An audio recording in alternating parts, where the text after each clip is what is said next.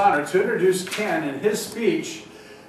Ken enjoys holiday season so much that beginning the day after Halloween, he starts each morning by turning on the sounds of the season, one of cable's music choice channels. However, hearing the holiday songs over and over for weeks this way has caused him to question some of the lyrics he hears in some of these songs. Today, Ken will give us an after-dinner talk wherein he will discuss his thoughts about some of these songs in his speech. Strange holiday lyrics, Mr. Ken Smith.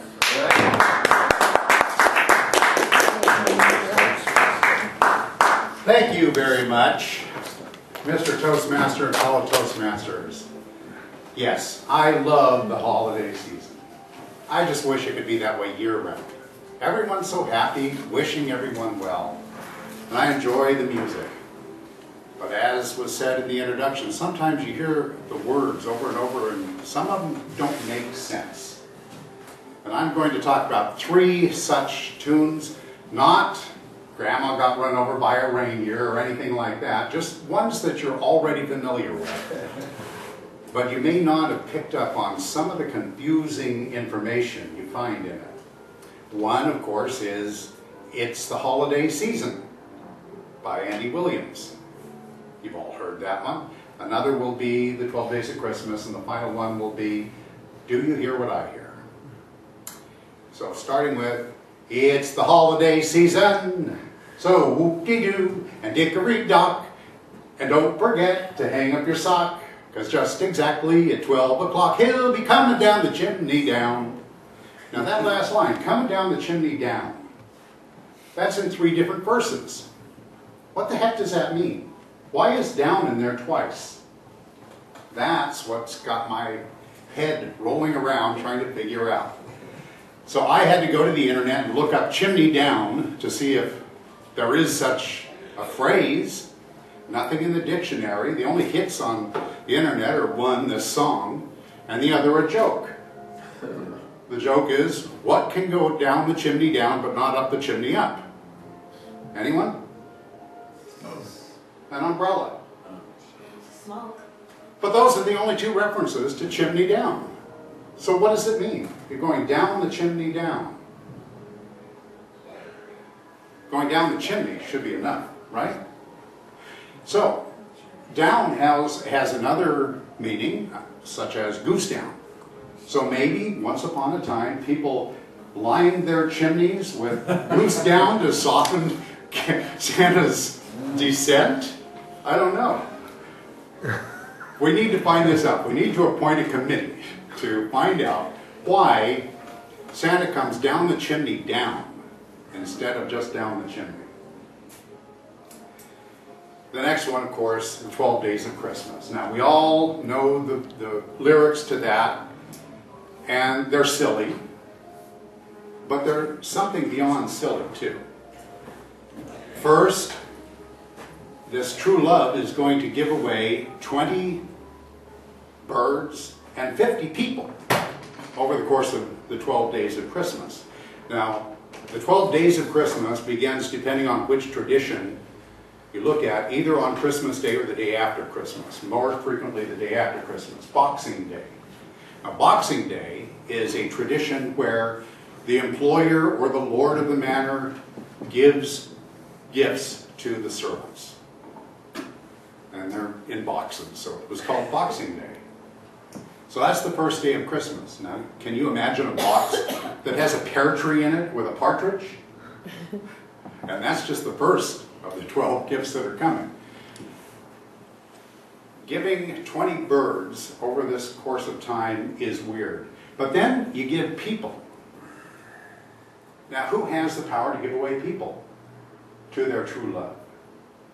Well, it seems to me, if you've got 10 lords a-leaping, lords were aristocracy, and the only one who could give them away is the king. So this must be a song about the king falling in love with some servant girl. Doesn't that make sense? Who else can give away lords? Some of the other phrases, though, in it are very confusing to me, too. you've got 6 geese laying 5 golden rings. Now how does it take 6 to lay 5? It doesn't say one's a gander and 5 are geese. So do they have a committee? Is one of the geese the coach or the boss and mentors the others on how to lay golden rings? I have to think about these things. And then there's another one. 10 lords a-leaping, 9 ladies dancing. Someone gets left out, don't they? One of the lords? If there are only 9 ladies dancing, how do 10 lords leap them? So that makes me think about when I was always left out as a child, not picked on the baseball team or things like that. And you may be able to relate to some of that yourself. And then, of course, do you hear what I hear? Now, first we have the wind telling the sheep or the lamb about the stars. Can you see what I see? And then we have the lamb telling the shepherd boy, can you hear what I hear? And then the shepherd boy tells the king, do you know what I know? And then the king finally tells the people, listen to what I say. But that third line is the one that got me, that third verse.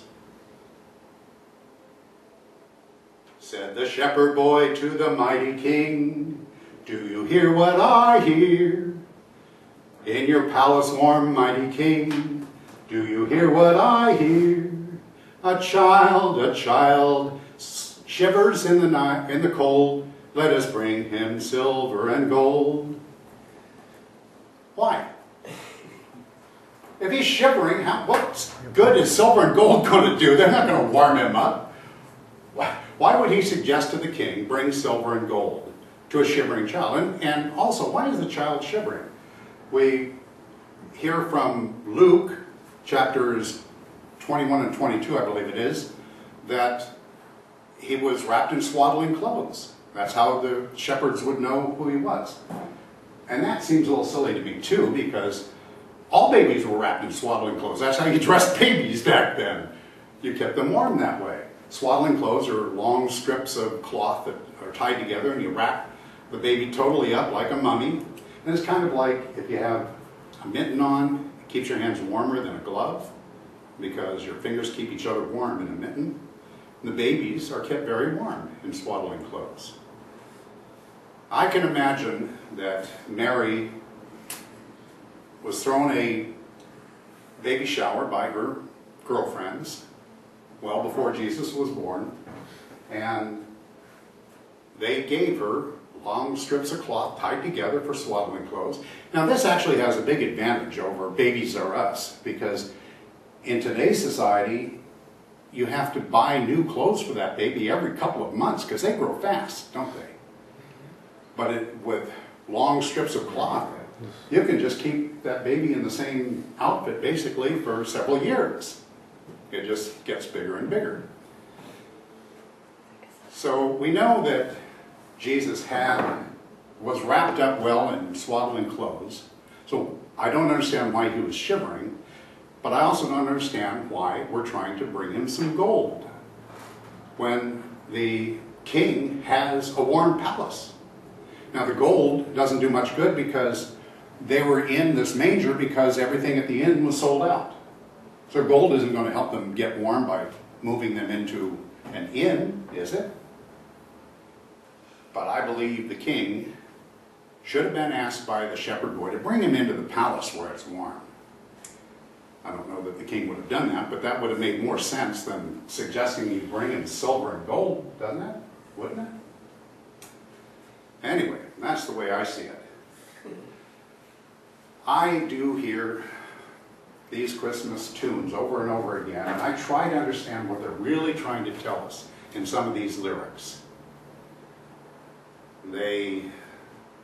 Some make sense, some don't. What do you think about those? Let's all sing these together. At least that last line. Everyone ready?